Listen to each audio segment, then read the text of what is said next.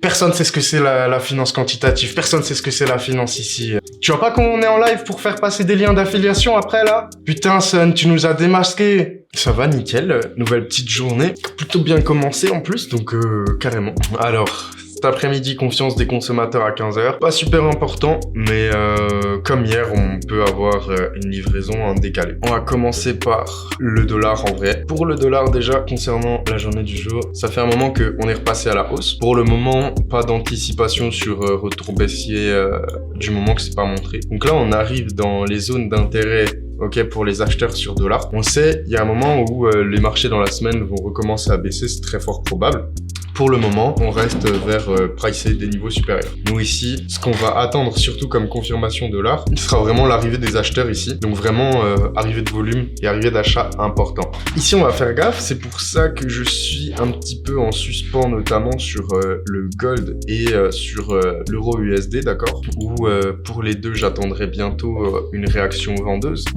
Pour l'instant, on n'a pas de réaction haussière sur le dollar. Première complication. Et en plus, si on regarde, voilà, avec ce qui s'est passé, un peu les tensions, les conflits, etc. Bon, c'était sûr que l'or allait être concerné. Hein. Au final, on en avait parlé, mais vous voyez, en vendredi, alors on n'a pas eu une réaction comme pendant la guerre précédente avec vraiment la pression à l'achat. Mais si je regarde, comme je vous disais vendredi, on a clôturé dans un prix d'intérêt acheteur et ici, on est clairement en train de délivrer. Mon plan initial, c'était simple, c'était de revenir dans ce vide de liquidité, d'accord? Donc FVG ou FVG. On a eu un week-off en plus avec un spring posé, très propre, très clean. Salut, vous tradez sur quoi? Franchement, on trade tout sauf la crypto. Si jamais on regarde les différents marchés. Généralement, les analyses, c'est ça. Donc ici, voilà, on a eu un très beau week-off et en fait, ce qui m'emmène à penser que, on va probablement aller chercher le top. On n'a pas eu de capitulation ici. Pour moi, le gold, c'est fort probable que là, on continue sur cette lancée. Hein. L'accumulation ici était assez importante. On délivre. On cherche pas à capituler. Bon, l'order flow, il est acheteur ici. Vendre ici, ça devient compliqué. Par contre, j'aimerais bien avoir un pullback. Donc, soit sur les 86, soit idéalement sur les 78. On pourrait avoir un round 2. Donc, c'est pour ça aussi, hein, ce matin, j'avais envoyé ce call en premium. Ok, donc l'achat ici. J'aurais bien voulu continuer à échanger, mais on n'a pas de retracement.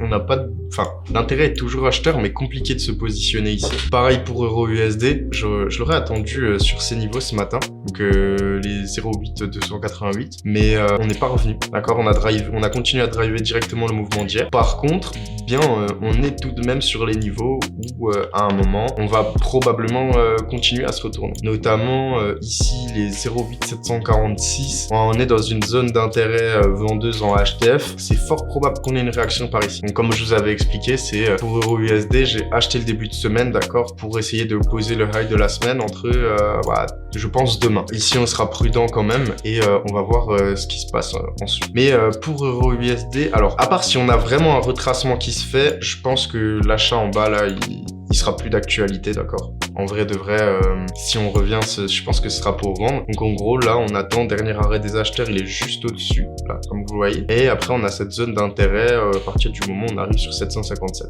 Je vais regarder ce prix-là, on va se mettre une petite alerte. Mais ici, on pourrait avoir une opportunité de vente assez sympathique. Donc ça, c'est pour euro USD. Et du coup, si je vais sur GBP USD pour faire la même d'un coup, on arrive bientôt aussi dans la zone d'intérêt. On en avait parlé, hein. Le GBP USD sera plus compliqué à délivrer la vente que l'euro USD, notamment qu'on a moins de points. Donc on va perdre en RR sur ce swing. Mais du moment qu'on arrête les derniers vendeurs sur 26 738, donc vous voyez la petite mèche ici, enfin le petit top, le petit arrêt, quand on l'a liquidé, si on capitule et que les vendeurs interviennent, on pourrait avoir une belle baisse. Le gold, c'est une dinguerie aujourd'hui. Le gold, c'est une folie! Le gold, c'est une folie! Ah, je suis rentré ce matin à 71. Pour te dire, je suis sorti à 82, gros. Et... alors. Mais en vrai, vas-y, avec les tensions qu'il y a et tout, c'était sûr que ça allait arriver, tu vois. Là, quand tu vois ce qui se passe dans le monde, on peut pas vendre des zones d'intérêt acheteuses. Déjà, la structure est acheteuse. Ça veut dire, en dehors des conflits qu'il y a, genre en mode, la structure est haussière sur l'actif de base. Et là, tu te dis, les tensions, elles sont en train de s'accentuer. Donc en vrai, pour le gold, on va attendre. Pour ma part, je pense pas qu'on va capituler ici. Hein. Si on voulait capituler, on aurait capitulé direct sur l'arrêt des vendeurs. Donc par contre, ce qu'on peut se dire, c'est que sur l'intercesse, on pourrait corriger jusqu'à 186, quelque chose comme ça. Je suis encore dedans. En vrai, cette histoire, ça peut finir à 2223, hein, sans déconner. Hein. Genre là, on a une accumulation avec un week-off sur un retracement. Techniquement, on cherche l'extension, tu vois, voire même les 161,8. Mais tu vois, on a une extension là-haut. Le gold, c'est toujours tout rien de toute façon. Ouais, en vrai, c'est un peu ça. Hein. Soit il est là, il nous fait trimer, on prend que des break-even, soit d'un coup, il lâche une distribution lunaire 96.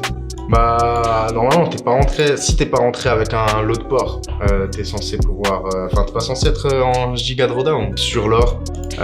Si jamais le frérot qui shortait à 96, t'as un point là, tu peux quitter ton trade. Et bah là, par exemple, tu vois, la prochaine zone d'intérêt, c'est 190. Donc, faudrait le laisser revenir sur 190, 189, 88. On pourrait avoir un achat ici. Ou alors, sinon, ça serait sur le niveau suivant, 80. On va patienter. J'ai grave envie de le trade, surtout on lui a fait une moula ce matin. Mais en vrai, ça sert à rien de rentrer bêtement. Je me suis même déjà tâté à attendre et à vendre, mais on peut pas vendre. On n'a pas capitulé, on est complètement acheteur. Faut vraiment être prudent. Ave, tu en penses quoi graphiquement? Ah putain, on fait pas de crypto. Vas-y, tu sais quoi, je suis de bonne humeur, on va faire un tour. Et après, on fait le reste. On a même pas fait le reste du marché. En vrai, je trouve que ce graphique, il est sympa. Il y a pas un truc là où c'est listé depuis longtemps? Ouais, toi, t'as été listé encore avant. KuCoin, c'était listé avant. Ah ouais, je crois que c'est le listing, ça. Bah en vrai, écoute, on va pas passer 107 ans sur le Ave. Si jamais, franchement, Ave en vrai, bah tu vois, pour ceux qui ont l'habitude avec moi, tu vois, là t'es sur un token où si ta croyance fondamentale elle est bonne, ben on est en zone d'accumulation. Tu vois comment? Et en vrai, ton prix moyen il se situerait autour de 300$, tu vois. Et bah après forcément dans les ATH. Mais je te mens pas, je suis purement dans la finance traditionnelle. Bah en vrai, j'avoue que je vais pas te dire je te conseille ce projet, je te ci, je te ça. Je suis archi pas là-dedans. Juste graphiquement, on est dans une phase d'accumulation dans les prix bas. Donc si t'es intéressé par acheter ce token, au moins là tu me parles pas d'un Solana qui est en top et tout. On est en phase d'accumulation. Donc ça peut être pertinent. Maintenant juste, toi, voilà, renseigne-toi sur le projet, sache que investir comporte des risques et que, renseigne-toi sur le token avant d'acheter. Sinon, propre. On va changer, on va retourner dans la tradi. Euro-USD, je l'attends sur le niveau suivant, possiblement short, mais il me faudrait une configuration dans laquelle il me faut une réaction du dollar. Il faut que le dollar, il explose et qu'il dise « Putain, je veux monter ». Tant que... il nous faut vraiment une réaction haussière, d'accord, sur ces niveaux pour aller chercher des ventes sur les autres actifs. GR40. Ah, mais le GR40, il est fou quand même depuis quelques temps. C'est une dinguerie, hein. Dites-vous, c'est l'indice allemand. Depuis, il a pris 1400 points. C'est une dinguerie. Il y a un moment où pareil, hein, va falloir s'attendre à ce que... On peut pas rester dans des prix infinis. Alors autant tu vois d'habitude quand on analyse le GR40 et tout, je vous ai dit, hein, on a l'arrêt précédent, hier on a eu une réaction dessus, on a cherché à être aussi. Là on est sur un ATH qui est vraiment en extension. Ça veut dire on couvre énormément les acheteurs et on est en train de dégager les vendeurs. Ici je pourrais pas te dire on va revenir sur une zone intermédiaire pour racheter parce que je pense que c'est pas le cas. Pour le coup, analyse GR40, on va s'arrêter là. Pour moi, je change pas ça. Je les change pas de base, hein, mais autant des fois on a des bêtes de setup à travers le temps, vous avez vu qu'on arrive à voir. Ici, pas clean. Parce que la structure est très haussière, donc je vais pas l'anticiper. Mais si je devais te donner un prix, pour moi, on serait obligé au moins d'aller liquider les 1880. Ça fait beaucoup de points et c'est archi pas dans la structure. Sachant qu'on est mardi, en vrai, pour le coup, si on devait parler du GR40, je vous dirais actif en structure haussière et je ne cherche aucune zone d'échange là-dessus aujourd'hui. J'ai besoin d'avoir quelque chose de plus propre. Là, ce serait donner une réponse bateau. S&P 500, bon, au vu du comportement d'hier, la réaction haussière dans l'écart de prix acheteur, je pense qu'on va le continuer aujourd'hui. En vrai, pour moi, pas de raison qu'on prenne pas l'ATH. Quand tu te dis le GR40, il est en train d'envoyer des tornades du Seigneur. Nous aussi, on va envoyer des tornades. Là, en vrai, concrètement, ici, je pense qu'on va prendre le high. Après, faudra voir encore, faire attention. Tu vois, de base, sur ce mouvement aussi, on a retracé 50%, on a réagi. Maintenant, si ça s'est protégé, on ira péter le plus haut. Ok. Donc du coup, S&P 500 devrait continuer. Dans la corrélation où regardez le Nasdaq hier, on avait la zone d'inversion. Regardez celui comme on a capitulé en dessous. On a reconstruit sur le niveau d'inversion. Structure haussière, toujours sur le Nasdaq. On a eu un niveau d'inversion incroyable ici. Ok. Capitulation, retournement du prix. On a retest l'écart précédent et là on achète. Ok. Du coup, ici, c'est fort probable qu'on aille prendre le high. Ok. Voilà, pour ma part. Et de ce fait, c'est la base de la finance quantitative MDR. Mais il y a écrit qu'on fait de la finance quantitative SM.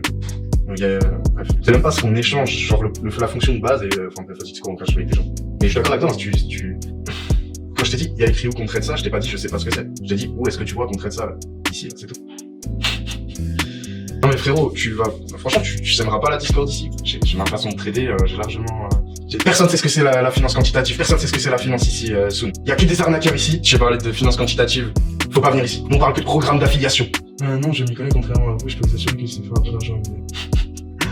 Mais ouais frère, tu vois pas comment on est en live pour faire passer des liens d'affiliation après là? Putain Sun, tu nous as démasqué. Je sais pas comment on va faire. Ah, je te jure, il nous parle de finance quantitative. Quand je vais lui dire qu'on crée de la soupe aux tortues, il va s'arracher les cheveux derrière son téléphone. Il est où le télégramme où tu vends des formations? Bah, dans ma bio, frérot. Il est dans ma bio. Non, mais c'est bon, vous inquiétez pas. Moi, je vais l'enlever. Il y a des gens, des fois, comme vous inquiétez pas. Mais j'aime bien cette réaction. Faut qu'on les troll. Bon, du coup, US 30. Ici, en vrai, on est un peu particulier. Dans le sens où, sur l'US 30, bon, le King, le Dow. Aujourd'hui, en vrai, pour moi, le Dow, je pense qu'on va suivre l'achat. Déjà, ses confrères, ils sont grave plus hauts que lui, premier point. Donc, on a le Nasdaq qui a déjà pricé, ok, l'inversion. Donc, on a retest la zone et on va très probablement chercher le high. On a le S&P qui a directement réagi sur la zone d'intérêt. Sur le Dow, on a réagi sur la zone d'intérêt, c'est un grand mot, hein, il n'y a pas de volume. Par contre, là, ce qu'il faut se dire, c'est que globalement, comment je pourrais schématiser ça, cet écart ici, d'accord, il est au moins censé nous emmener à celui-là ou à celui d'au-dessus. Donc en termes de probabilité ici, la suite logique, ça serait au moins d'avoir une réaction pour aller chercher les vendeurs en interne. Je m'explique encore. Bon, on a pris le top précédent ici, on part de 468. Donc là, on a les derniers vendeurs en interne qui se situent ici. Ok, on voit qu'on a sorti grandement les acheteurs, on a relâché la pression.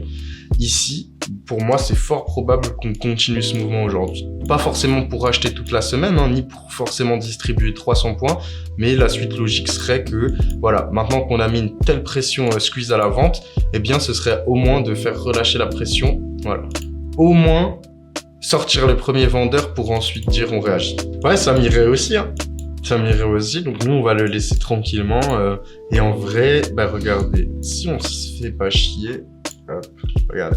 On a un mouvement haussier qui a donné lieu ce matin ici. Et on a, on va dire, le dernier arrêt, la dernière intérêt qui se... là.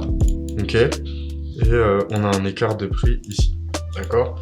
Donc ici, pourquoi pas, si l'intercession retrace, avoir un mouvement dans ce style. Je pars dans tous les sens. Attendez, on va retourner voir le gold. On a bientôt fait le tour de tous les actifs. Mais moi, on a combien? Ouais, ça va, on est à 96. On est à 96, pas de panique. Mais du coup, ouais, US 30 cet après-midi, je pense que c'est le mouvement qu'il va y avoir. Sauf si on drop vraiment direct et là, bah, pour la plupart, vous l'avez vu, en confirmation, on rentre pas quand il est en train de nous lâcher des grandes clés. Mais ici, concrètement, c'est pratiquement sûr. Hein. Au moins, en tout cas, l'arrêt. Donc 468 serait une bonne target. Si là on revient, il y a 390, 350 pour aller chercher 470 déjà au moins. Très pas mal. Nvidia, le prêt il est en hausse proche de l'ATH, donc vous comprenez pourquoi Nasdaq aussi est comme ça. De toute façon, comme je vous avais dit, on n'a pas capitulé sur les premiers. C'est quasiment sûr qu'on va aller chercher un ATH ici. Très fort probable en tout cas. Apple, on a fait aussi, hein. On est toujours en baisse depuis qu'on a rejeté les 77, donc la main elle est vendeuse, target 5. C'est pour ça qu'on fait aussi attention sur le Dow avec les achats, et que là je vous dis, globalement en high proba aujourd'hui, en high ticket, on devrait aller chercher l'interne, mais il faudra faire attention une fois que... J'en pense quoi, du gaz ou du NAS? On va aller voir. Je change pas spécialement à la base. Ah non, pas du tout, on va aller voir. Mais en vrai, ici, clairement, pour cet après-midi, faut juste... Le problème dans ce genre de mouvement, tu vois, quand t'es plus c'est que plus haut, ça peut toujours être plus haut, en fait, tant qu'on n'a pas retourné. Donc ici, essayer d'anticiper le fait qu'on doit retracer, d'accord, faut vraiment... On va laisser là, donc on va arriver en intercession, et après, ça sera plus facile pour échanger. Mais clairement, le gold ici... Bah, en fait, c'est simple. Le gold, tu vois, pour moi, si on avait volonté de vendre ce niveau, on l'aurait lâché tout de suite, tu vois. Genre, par exemple, regarde, on peut aller voir, hein, quand on capitule un niveau sur le gold, on va aller dans une structure qui est pas acheteuse, voilà. Tu vois, quand on revient dans une zone intérieure-vendeuse antérieure, ok, ça c'est une capitulation, tu vois. Ça c'est, on drop aussi vite qu'on est monté, et là tu sais qu'on va chercher des plus, ok. Maintenant, là on n'a pas de capitulation. Tu vois, c'est pas comme si ici on avait vraiment drop le niveau comme ça, et là on pouvait se dire ah ouais c'est chaud, on capitule, la main elle est en train de passer vendeuse. Non, pour l'instant qui c'est qui a la main? Les acheteurs de A à Z, et depuis que vendredi on a posé le plus bas sur globalement on n'a pas de raison de s'arrêter, hein. Tu vois, on revient dans l'order block, mais on capite toujours pas, enfin dans l'order block, c'en est pas un du coup, mais c'est ce que les gens vont nommer le dernier ordre manip. Pour les gens qui veulent vendre, bah c'est leur zone d'intérêt. Sauf que qu'est-ce qui se passe dans cette zone? Alors, on ne montre aucun intérêt de vouloir vendre, on n'a pas de capitulation, on a presque un schéma dans le sens où on pourrait marquer notre arrêt, ok, et se dire que là on est en train de capituler, tu vois, pour faire la soupe aux tortues. Et je pense pas. Je pense pas, sinon il l'aurait fait cash. Et là, je veux dire, il est midi 20, on a déjà clôturé une heure au-dessus de l'arrêt, aucune réaction. Ça veut dire que, bah, suite logique, si ce dernier ordre-là n'est pas le dernier ordre manipulé, ça veut dire que il est en bas, ok? Donc que notre dernier ordre manipulé ici, c'était ça, d'accord? Et pas ça. Donc ça veut dire que notre order flow, il est là et pas là. Donc ça veut dire que l'objectif final du composite man, il se situe là et pas là. Voilà, pour cette petite suite simple. Maintenant, on va voir. Là, visiblement, il drop enfin un peu sur l'intercesse. On va le laisser, mais 90, 86, ça peut être violent. Ouais, on peut racheter fort à ce moment-là.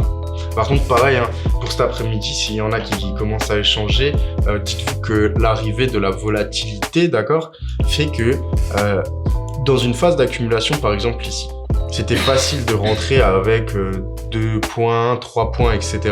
De stop pour aller vraiment chercher une distance. Plus les volumes explosent, plus la volatilité explose, plus c'est compliqué de se positionner avec un stop loss court, d'accord? Donc, par rapport à cet après-midi, voilà, pour ça, soyez prudents si jamais. Tu utilises quel outil? Plusieurs. La structure, Wyckoff, théorie du dos.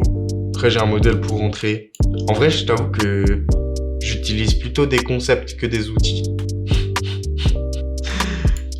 Mais là, je suis en train de regarder. USD4, il y a une moula à faire. En vrai. Ça fait je sais pas combien de temps que le top là, il est protégé. 36-200. Ils l'ont laissé encore une fois. Il est trop beau ce graphique. Je vais mettre une alerte, hein. Là, la zone d'intérêt, je l'achète 100 fois si 135, 622. On a ce dernier écart là, c'est à peu près 50% de retracement du mouvement. Regardez toute la liquidité qu'on a sur les tops. Bon là vous vous en rendez pas compte, mais tout ça c'est protégé encore là. Ok, avec Salty High and dites-moi qu'on va pas aller les éclater. Fou, tu vois. Et là, non en vrai, franchement je crois que ce setup je l'aime beaucoup. Oh mais clairement ça sera quelque chose du style. Pas encore vous dire où il sera le stop loss. Parce que du coup, ça va dépendre de comment on va revenir dans l'écart de prix. Mais, putain, le USD4, là, celui-là, je le surveille. Hein. Ce retracement-là, j'espère juste qu'il va pas lâcher une tempête sur les bas niveaux. Là, franchement, ça serait pas mal. Hein. Ça serait pas mal. Pour le Dow Jones, je pense que cet après-midi, on a de probabilités d'aller rechercher les écarts au-dessus. En tout cas, on va dire que pour cet après-midi, on va principalement, sauf si on a drastiquement des prix qui vont exploser dans un sens ou dans l'autre. Imagine, sauf si on a vraiment un drop qui se fait sur l'intercession. Globalement, moi, j'aimerais une consolidation des niveaux. Ok, hop, voilà.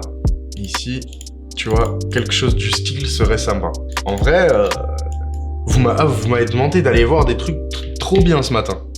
Franchement, Pour une fois qu'on m'a pas donné... Le seul token en crypto qu'on allait voir, et il est pas sur la lune et il est pas dans le top 100 des hype. Il a un bon prix d'intérêt. Bah là, en vrai, être ça pour le trader. Mais, moi aussi j'achète. Moi aussi j'achète. Le gaz, forcément, on va s'en servir. Regarde les prix. Regarde les prix. Oh les gars, on en reparle dans... Je sais même pas, on n'a pas besoin d'en reparler en vrai. Juste 1,80€ pour un truc qu'on utilise et qu'on reverra pas tout de suite. Ah bah là, merci. Hein. Là, merci. Carrément, gaz naturel, je le mets dans mon sac plutôt 2 fois qu'à ce prix-là. À ce prix-là. En sachant que le prix d'échange moyen, il est à... Tu connais, ici, on n'est pas là pour chercher à faire des fois 10 000. On veut quelque chose de... Tu fais du day trading ou du swing? Ah, mais sans... dis-toi en plus, on en parlait avant. Généralement, quand il y a des problèmes, quand il y a des conflits, quand il y a des guerres, quand il y a des tensions, quand il y a des trucs géopolitiques, toutes les matières premières, on en reparle. S'il y a des gens qui sont dans le chat live là, vous voulez une vraie opportunité? Là, vous avez un truc, c'est régulé, ça ira pas à zéro. On en a besoin. Il y a de la demande. On voit pas le prix, tu peux décaler. Le prix de la cotation, tu le vois à droite. Mais tu fais du day trading ou du swing? Je fais plutôt du day trading, mais quand il y a des belles opportunités, je les swing. Rate pas ton entrée. Non, là, je vais pas le rater. Hein. Vous inquiétez même pas. On en reparle bientôt. Ok. Si, je te crois, mais tu en reparles en premium. Ouais, on va en reparler. Bah, bien sûr. Là, on va aller découper ça. Tu te rends compte? À l'aube d'un conflit, on a une matière première qui a ce prix-là. Bien sûr qu'on va en reparler. On est sur le gaz naturel. Même moi, je pensais pas qu'un jour je vous dirais ça. Moi, je resterai bien avec vous. Mais ça va être l'heure d'aller manger. On a l'open après. Mais vous inquiétez pas, on se retrouve, on se pose après. En zoom tranquillement pour trader les marchés. Je vais aller voir parce que je pense que si le gaz naturel, il y a d'autres matières premières qui sont... Quoi, il est reparti encore?